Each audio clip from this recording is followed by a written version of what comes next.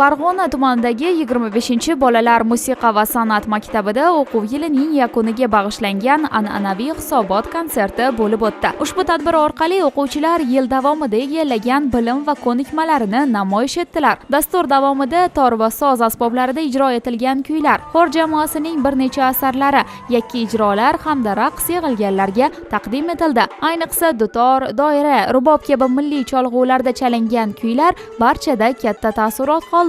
Yosh ijrochilarning sahnadagi erkinligi, kuy va raqs uyg'unligidagi badiiy yondashuvi yig'ilganlarga manzur bo'ldi. Bu yo'nalishga yoshligimdan beri qiziqqanman va birinchi bo'lib bu yo'nalishga, bu maktabga meni oyijonim olib kelganlar.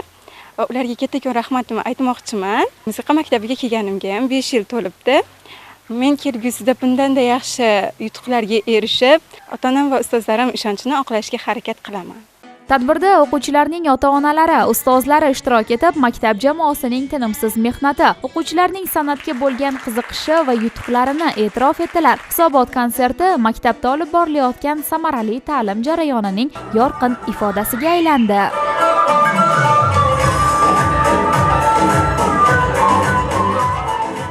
Maktabimizda hozir 150 dan ortiq o'quvchilar o'qiydi. Ularning ichida xalqaro respublika ko'rik tanlovlarida g'olib bo'lib kelishyapti. Mana 2024-yilda Rossiya davlatining Sochi shahrida 12 ta davlatlar ichida ikkinchi faxrli o'rinni egallab qaytdik. Kuni kecha bo'lib o'tgan respublika tanlovida ham faxrli birinchi, ikkinchi o'rinlarda o'quvchilarimiz olib kelishyapti. Hisobot konserti nafaqat o'quvchilar uchun o'z yutuqlarini namoyish qilish imkoniyati, balki ustozlar mehnatiga berilgan munosib bahodir. Shu bilan birga bu kabi tadbirlar yosh avlod qalbida san'atga bo'lgan muhabbatni oshirish, ularni milliy qadriyatlarga sadoqat ruhida tarbiyalashga xizmat qilayotganligi bilan ahamiyatlidir.